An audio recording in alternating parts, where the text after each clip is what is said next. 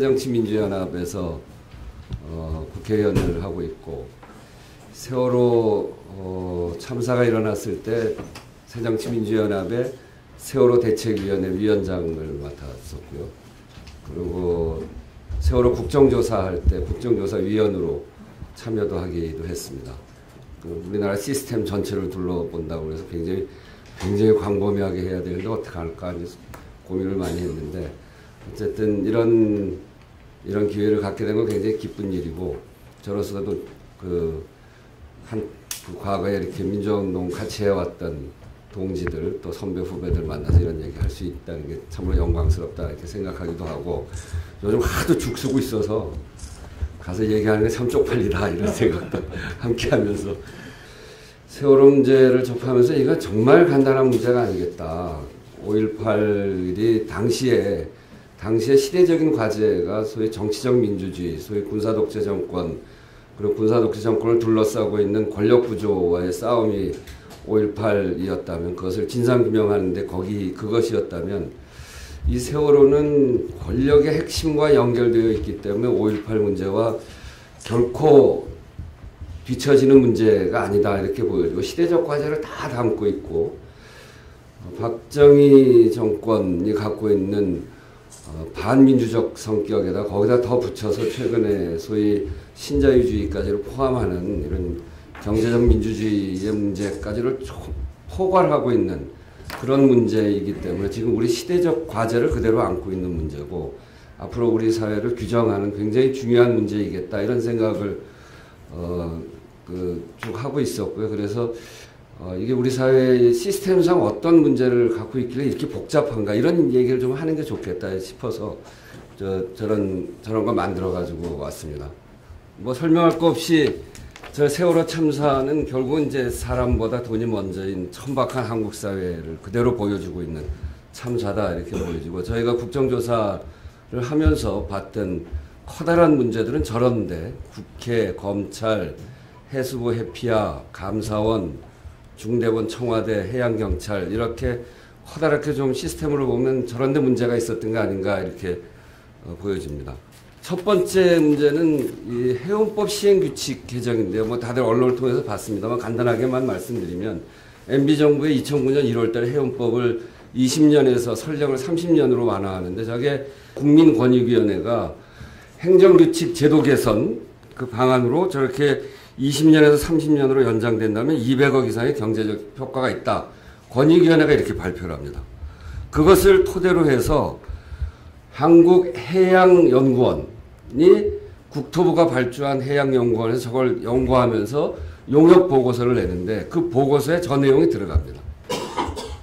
그러니까 이 선주들의 요청이 권익위로 가서, 권익위는 국토부에서 자료를 받아서 경제적으로 어떤 도움이 된다고 그러고, 거기서 권익위가 낸 보고서는 국토부가 용역 발주한 회사에 의해서 채택되어지고, 그러고 그게 발표가 되는 거죠. 그러니까 이게 선주들로부터 여기까지 이렇게 그 규제 완화라고 하는 게 이렇게 연결되어 있고, 그 보고서, 한국해양연구소 용역 보고서에 저런 내용이 있습니다. 여객선의 특성상 단 한 번의 사고로 수많은 인명의 손실을 가져올 수 있다. 그래서 설령 25년을 넘는 선박에서 여객사고를 동반하는 해양사고가 발생한다면 경제적 이익을 훨씬 능가하는 큰 손해가 생긴다. 이렇게 위험성을 경고합니다. 그런데 저 위험성 경고에 대해서는 국토부가 그냥 무시해버리죠. 이렇게 해서 굉장히 많은 규제들이 완화되고 있는 겁니다. 기업들의 요구에 의해서 굉장히 객관적인 것 같은 그런 과정들을 거치면서 저렇게 규제가 하나하나 완화되어 가는 건데, 박근혜 정부 들어서도 이미 수많은 규제, 해양 부분에 있어서도 굉장히 수많은 규제가 완화되고 있는 겁니다. 이거는 이제 뭐 환경부 다른 부분의 규제 완화인데, 요즘 박근혜 정부의 규제 완화라고 하는 것이 꼭 필요한 규제 완화는 할 필요가 있지만 해서는 안 되는 규제 완화, 이런 것들이 이미 굉장히 많이 진행되고 있고, 그리고 그것이 진행되는데 이런 이해관계에 의해서 아주 복잡한 구조를 갖고 있다. 그래서 이게 누구 한 명 처벌한다고 되는 문제가 아니라 이건 사회 시스템 전반에 관한 사항이라고 하는 점들을 우리가 유념할 필요가 있다, 이렇게 말씀드리고요. 해피야 이야기 하는데 해수부 해경이라고 하는 게 한국 성급을 통해서 선주들하고 연결되고 있고 그리고 해운조합 이거는 직접적으로 이 선주들이 조합을 꾸리고 있는 건데 여기는 역대 이사장 중 12명 중에서 10명이 그리고 본부장 3명이 3명 중 2명 이게 관료 출신으로 되어 있는 거예요. 이 해운조합은 과적 고박 이번에 검찰에서 그 사고의 원인으로 지적하고 있는 과적 고박 이런 그 안전 점검 보고서 이런 거를 허위 기재하고 작성한 이런데 다 해수부 뭐 해경 이런 사람들이 가기 때문에 해수부 해경이 이런 통로를 통해서 선주들하고 아주 긴밀하게 연결되어 있는. 중요한 거는 뭐냐면 해경은 이런 사고 대형 재난 해상에서의 대형 재난을 감당할 능력이 처음부터 없었습니다. 그건 왜 그러냐면 심해 잠수 요원이 해경 전체 13명밖에 되질 않습니다. 그 부산에 주로 있고요. 그래서 사고가 났을 때 와서 처리할 수가 없었습니다. 훈련도 안 돼 있습니다. 1, 2, 3정이 갔을 때 1, 2, 3정이 왜 그거 안 했냐. 1, 2, 3정은 이런 큰 재난의 훈련을 단 한 번도 해본 조직이 아닙니다. 유리라도 깼으면 좋았는데 유리 깰 장비도 안 갖고 갔습니다. 그리고 가면서 VTS하고 상황 점검도 안 했어요. 그냥 갔습니다. 가래니까. 그러니까 이 얘기는 완전히 무너져 있는 데다가 그리고 세월호 이 해경은 이런 세월호와 같은 대형 재난을 감당할 조직이 아니었고 그렇게 한다면 이걸 정확하게 알았으면 청와대가 빨리 해군까지를 총지휘하는 통솔을 했어야 되는데 그걸 하지 않은 겁니다. 그래서 컨트롤 타워 문제가 매우 심각한 문제고 그러니까 우리 국민들의 이런 대형 재난 사고에 있어서 우리 국민들의 생명과 안전이 외주되어 있다는 겁니다. 저거는 외주 주면 안 되는 게 저 사고가 늘 일어나는 사고가 아니기 때문에 외주를 주면 그 사람들 돈 벌러 하는 사람 아닙니까? 언기는 구조회사가 아닙니다. 군안회사죠. 국가가 담당해야 되는 겁니다. 국가는 전쟁을 대비해서 군대를 키우고 수많은 젊은이들 들어가서 국민들의 수많은 세금을 써가면서 해야 되는 건데 재난에 관해서는 할 수 있는 조직이 아무것도 없고 언딘이라고 하는 민영화, 그 외주 이렇게 하고 있었다는 게 문제고 이 문제를 극복하지 않으면 앞으로 이런 비슷한 사고가 일어나면 그대로 재현될 수밖에 없는 거죠. 그래서 이 문제를 어떻게 극복할 것인가 이것도 매우 중요한 문제예요. 다음. 저기 뭐 다 아시는 문제입니다만 이 사고가 58분에 우리 학생을 통해서 119로 갑니다. 119는 소방방재본부잖아요. 그게 안행부 소관입니다. 근데 안행부 장관은 소방방재청을 통해서 듣는 것이 아니고 YTN을 보고 합니다. 9시 19분에. 경찰도 9시 19분에 그렇게 알고요. 대통령 비서실장도 9시 19분에 합니다. 얼마나 이게 그 9.11 테러가 발생하고 대통령한테 보고되기까지 7분 걸렸거든요. 그런데 우리는 그렇게 119로 신고가 들어갔는데 YTN을 보고서 안 했나라. 이거는 완전히 이런 안전 관리할 수 있는 그런 시스템이 완전히 무너져 있다. 이렇게 보는 게 맞는 거죠. 예, 그래서 단순히 진상규명법을 하는데 어떻게 싸울 수 있냐 이런 문제가 아니라 우리 사회 총체가 싸워야 될 과제고 굉장히 길게 싸워야 될 거다. 그리고 이거는 놓쳐서는 안 되는 싸움이고 그런 점에서 보면 굉장히 중요한 과제, 시대적 과제를 이 세월호를 통해서 우리한테 이 시대가 제기하고 있는 문제다라고 하는 문제의식을 우리가 공유해야 된다 이런 말씀드립니다. 이건 뭐 좀 간단한 문제이기도 하고 중요한 문제죠. 원래 정부 문서, 정부 보고서 이거는 손을 못 대게 되어 있습니다. 그런데 저 기록은 뭐냐면 해양수산부 안행부가 첫날 사고 나서 이틀째, 3일째 보고서 1보, 2보, 3보 하고 쫙 내놓거든요. 나중에 저렇게 많이 고칩니다. 보고서를. 다음.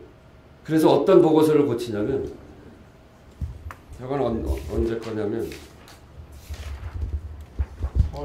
4월 17일 그러니까 16일 사고 난 그 다음날 해수부가 보고서에 뭐라고 했냐면 선체 개조 관련해서 사고 선박 선체 개조가 적법하게 증설되었음을 언론 설명 및 관계기관에 전파해라. 이렇게 했어요. 그러니까 선박 개조가 적법하게 됐다. 그러니까 자기들은 책임이 없다. 이 얘기를 보고서에 냈다가 나중에 이게 지우냐. 이게 굉장히 중요한 보고서거든요. 이걸 어떻게 은폐하려고 했는가라고 하는 점에서. 근데 이런 걸 다 고쳐요. 저것도 굉장히 중요한 문제죠. 저것도 징역 보내야 됩니다. 근데 아직 징역 안 보내고 있어요. 그 자유주의의 문제, 구체적으로는 비정규직 문제도 있죠, 여기. 세월호 29명의 선원 중에 15명이 비정규직이고, 세월호 선장을 비롯한 조타수 3명이 다 비정규직. 조타수는 6개월, 1년으로. 비정규직들한테 맡겨서 이 안전관리 자기 얼마나 책임지고, 비정규직들한테 저 배와 같이 바닷속으로 들어가라. 이게 가능한 얘기겠습니다.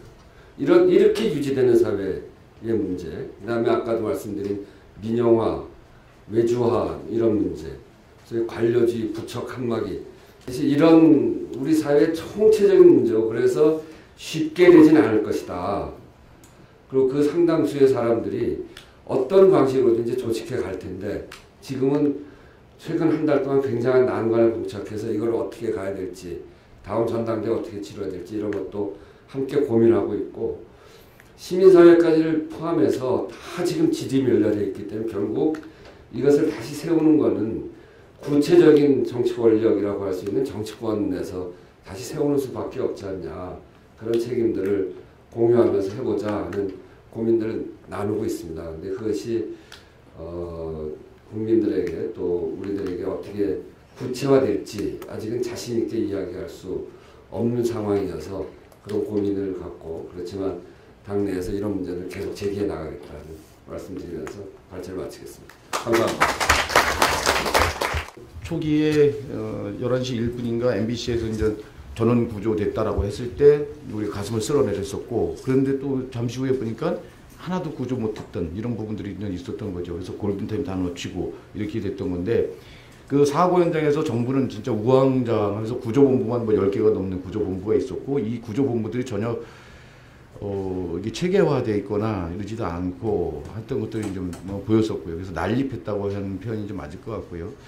그리고 책임의 전가, 거짓 보고, 육사지방선거 이후에 이제 세월호 참사 관련한 개혁이 중지됐고, 여전히 민영화 규제 완화가 이제 서두러지고 있죠.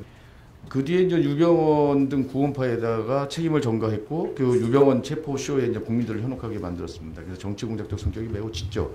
자기가 이제 삼권분립이니 어쩌니 그러면서 사실 삼권분립을 왜 위배되는 그런 발언까지 하면서 가이드라인을 지정해준 상황이 있습니다. 그래서 대통령의 눈물이 이제 정치쇼였던 게 드러났었고요.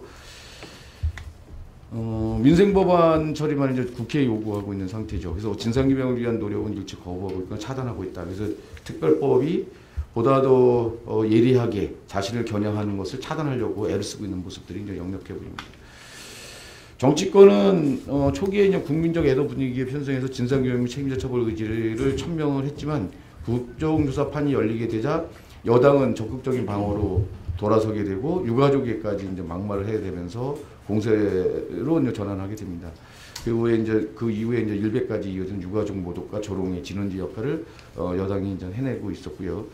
그래서 여당은 국정조사 물타기에 이제 성공한 뒤에 특별법 제정력으로 묵살하는 것을 일관하고 있습니다. 그럼 앞으로 어떻게 싸울 것이냐? 그럴 때 이제 먼저 싸움의 대상이 그럼 뭐냐? 이런 거죠. 정부의 시스템, 특히 이제 국정원을 개혁해야 된다라고 좀 보죠. 그래서 국가는 이제 무엇인가를 다시 이제 묻는 게 세월호다. 국가가 국민이 죽어가는 것을 구조도 못하는 그런 국가를 봤었던 거고, 그리고 실제로 이제 국가가 그런 안전도 책임지지 않는 모습으로 계속 치달아왔던, 그래서 이제 그런 시스템 자체가 다 망가져버린 이런 거. 특히 이제 국정원 같은 경우가 원래의 그런 임무를 떠나서 선거 여론 조작을 한다든지, 이번에 같은 경우도 이제 국정원이 계속 세월호 참사와 관련해서 계속 언급이 되거든요. 그리고 실소유주가 국정원일 가능성이 굉장히 높죠. 그래서 국정원의 개혁까지도 보면서 우리가 이 정부 시스템을 바꾸기 위한 제대로 세우기 위한 뭐 이런 싸움들을 좀 진행해 가야 될 것 같고요.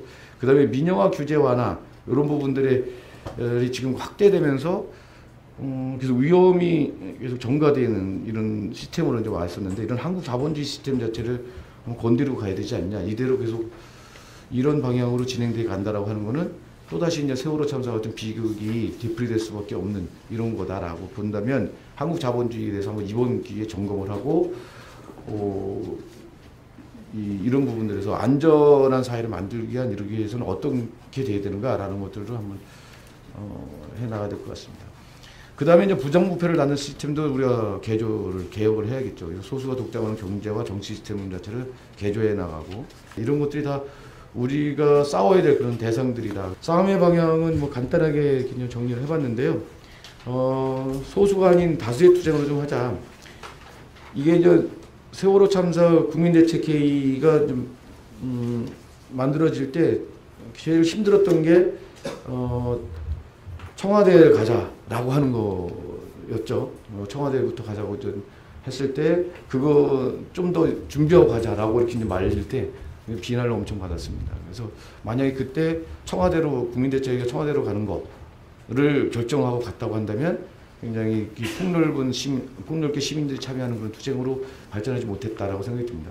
그리고 뺄셈이 아닌 덧셈의 투쟁을 가자. 지금까지 그 국민대책회의 같은 경우는 사실 이런 공대위, 사안별 공대위 싸움을 평가해 보자면 굉장히 무책임한 기구들이었죠. 세월호 참사 국민대책회의도 그렇게 돼야 될 거냐? 그러지는 않은 것 같습니다. 그렇게 하지 말고 지속적인 어떤 싸움으로 갈 수 있는 이런 동력들을 좀 만들어 가야 되겠다라고 생각이 듭니다. 그리고 일부의 어떤 특수한 싸움, 그러니까 유가족들의 싸움이 아닌 보편의 투쟁으로 가야 된다. 그래서 진영을 넘어서 보편의 가치로 인식하도록 해야 되지 않을까 생각합니다. 제 얘기 여기서 마치도록 하겠습니다. 네, 안녕하십니까. 디펜스 21이라는 안보 잡지를 운영하고 있습니다. 거기서 편집장을 맡고 있는 김종대라고 합니다. 사실 세월호 사건이 또 한 가지 어떤 부작용이라고 한다면은 그 세월호 못지않게 굉장히 어떤 전대미문의 폭력 사건을 하나 은폐하는 데 기여했다는 사실이죠.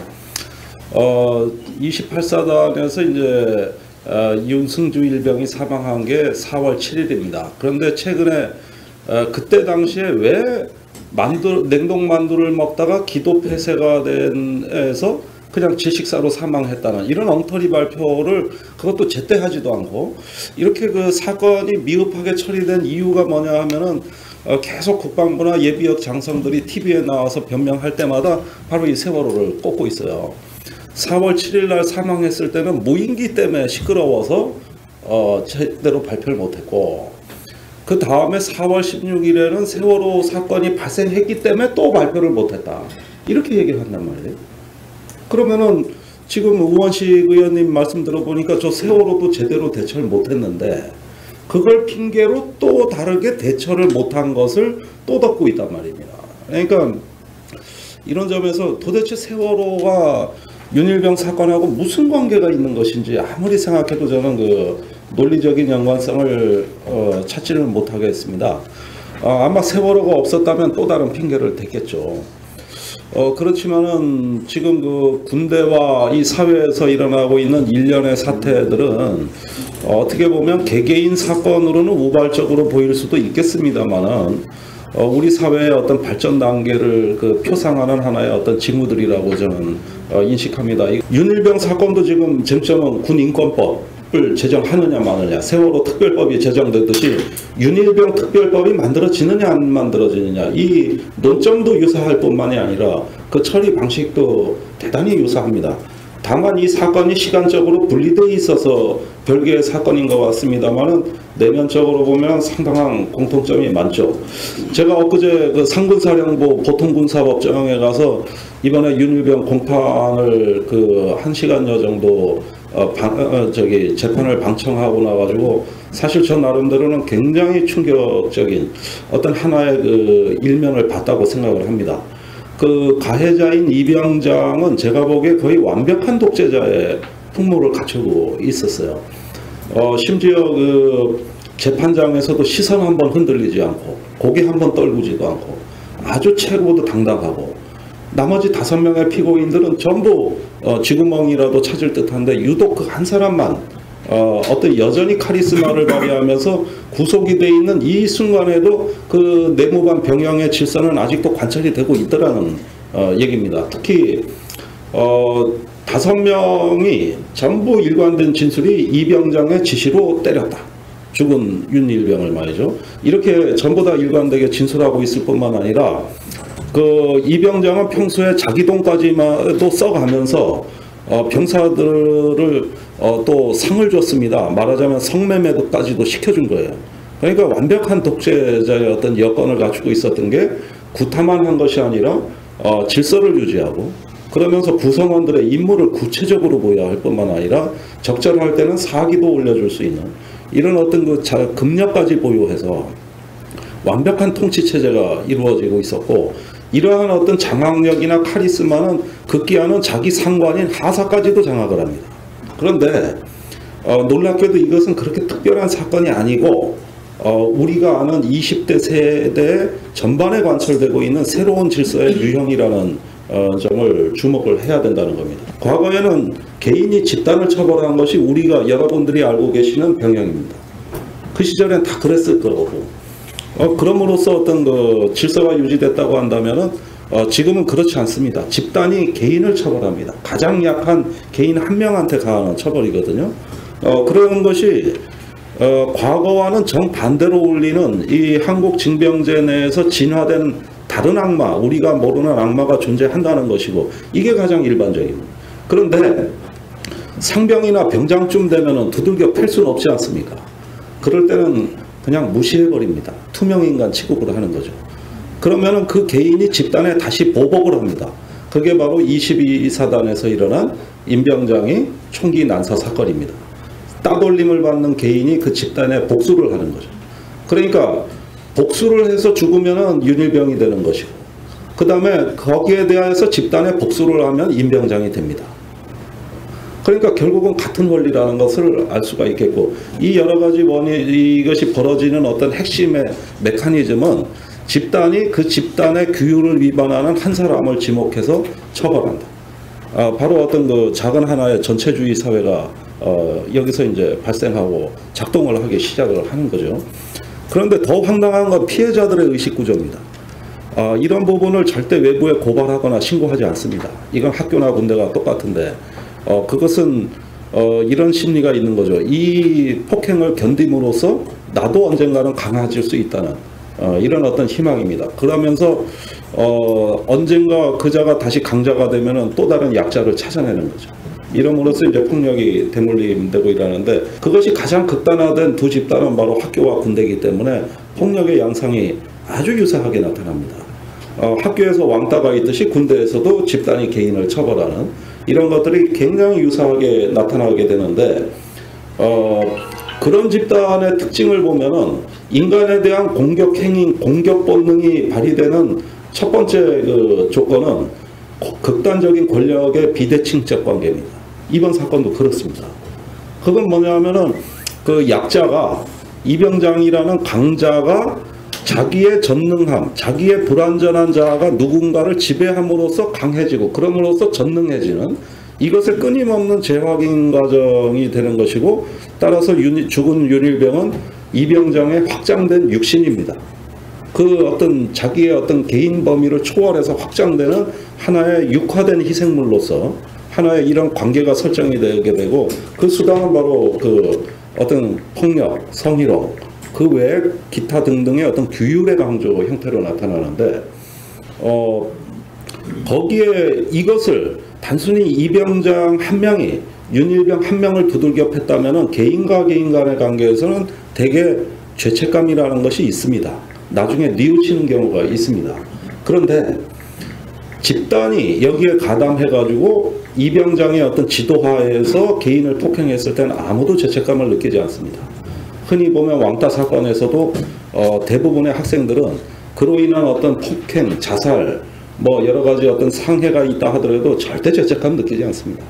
제가 봤을 때 이번 가해자들은요, 자기들이 왜 죄책감을 느껴야 하는지 적어도 5명은 전혀 지금도 인식하고 있질 않아요. 시켜서 한 건데 질서를 유지하기 위해서 한 것이지 윤일병 개인에 대한 개인 대 개인의 감정이 절대 아니라는 겁니다. 그래서 만약에 어떤 그 도덕적인 위반 또는 범죄를 저질렀을 때도 공모를 했을 경우에는 죄책감이 기하급수적으로 줄어들면서 아무런 의식, 양심의 감각을 느끼지 못하게 돼 있습니다. 이것이 바로 이 어떤 그 지배하는 사회의 특징이라고 할 수가 있겠죠. 일본에서 실제로 있었던 일입니다. 그 한 10여 년, 20여 년 가까이 된 일인데, 그날도 왕따에 시달리던 여자 중학생 2학년이 그날도 모욕과 조롱을 참지 못하고 난간으로 가서 창가로 뛰어갑니다. 나 자살할 거야, 뛰어내릴 거야, 이렇게 소리를 치죠. 그 순간 무슨 일이 벌어지냐면 교실의 학생들 전원이 죽어라 죽어라고 소리칩니다. 이젠 손뼉까지 치가면서 아예 박자까지 맞춰 응원가 부르듯이 이렇게 하면서 단 한 명도 그 여중생이 뛰어내리는 걸 만류하는 사람이 없었거든요. 그런데 이후에 아사히 신문에서 이거를 취재를 했는데 그때 그 교실에 있던 학생들 대다수가 이 대단한 구경거리에 엄청난 즐거움과 기대, 흥분이 있었던 거거든요. 하나의 축제 같은 분위기가 순식간에 조성이 된 거죠. 이렇게 집단과 개인 간의 관계는 양심과 도덕의 문제를 논하기가 어렵습니다. 사실은. 그때 어떤 무감각이 발생하는 거죠.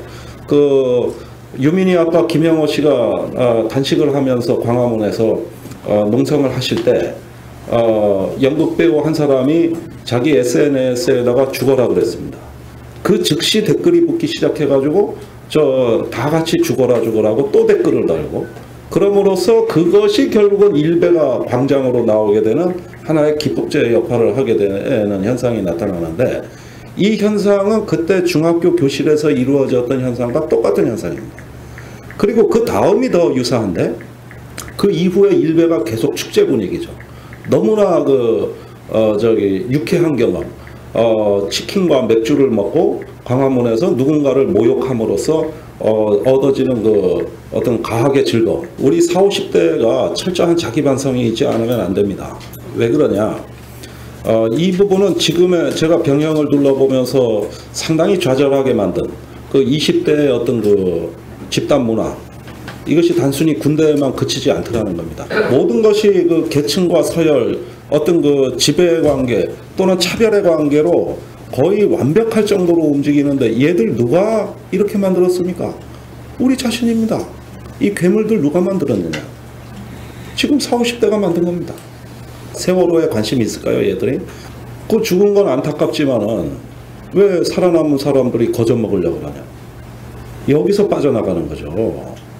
그리고 언론은 그 부분을 들춰내줌으로써 이 세월호 판 전체를 완전히 왜곡시켜버릴 수 있는 거죠. 그 고참이 후임병을 왜 때리는지 아십니까? 특히 그 가혹한 폭행이 발생하는 경우는 행동이 굼뜨거나 대답이 느리거나 암기를 못하거나 이런 거거든요. 나는 이런 거 다 견디고 고참돼서 쎄 빠지게 고생했는데 새로 들어온 후임이 이것도 대충 넘어가면서 저 거저 군대 생활 거저 먹으려고 하거든요. 형평성에 어긋나는 거거든요. 이때 폭행이 들어가는 거거든요. 그러니까 당연히 차별에 찬성하죠. 비정규직 800만이라는 게 이 친구들 눈에 그것이 그렇게 안타까운 일입니까? 자긴 정규직 되려고 4년제 대학에 초등학교 때부터 이렇게 준비해서 했는데 왜 그걸 정규직으로 전환시켜야 저 거저 먹으려고 하는 거 아닙니까? 그런 차별은 있어야 되는 거거든요. 얘들이 보기에는. 그러니까 이런 부분들이 그대로 하나의 폭력적인 성향으로 구체화되는 단계로 지금 왔다. 이건 굉장히 지금 저로서는 아주 요즘 이 문제 때문에 제가 상당히 머리가 아픈데 결국 이런 부분에서 이제 공동체성, 아까 말씀드렸던 구토하는 사회가 아니라 흡수하는 사회, 즉 소화하는 사회로 이것이 어떻게 다시 체질이 다시 회복이 되느냐 하는 문제에 있어가지고 우리가 겪는 어려움의 본질은 무엇이냐?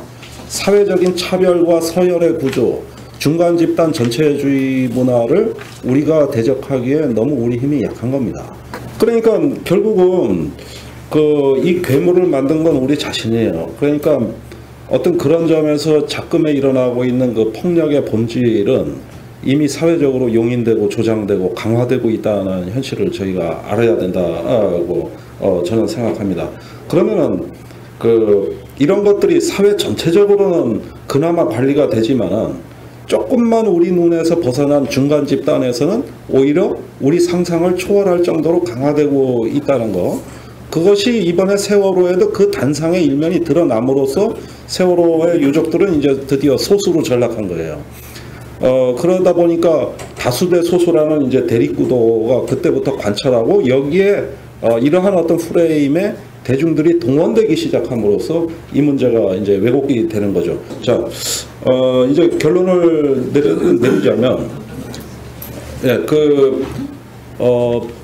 저희가 어떤 하나의 싸움을 아까 박래군 저희 선배님께서 아주 좋은 말씀을 해주셨고 우리가 무엇을 향해서 이 투쟁의 불씨를 지펴야 되는가 하는 말씀도 하셨습니다만은 저는 그러한 어떤 전략과 전술이 배합된 투쟁의 국면으로서 세월호를 이해하는 측면도 있지만 결국은 이것은 우리가 사람의 의식과 문화를 바꾸고 언젠가는 이와 유사한 일이 또 벌어졌을 때까지도 예상해가면서 이것을 길고 포괄적으로 대처하는 우리 마음의 준비가 오히려 더 근본적이고 중요하다.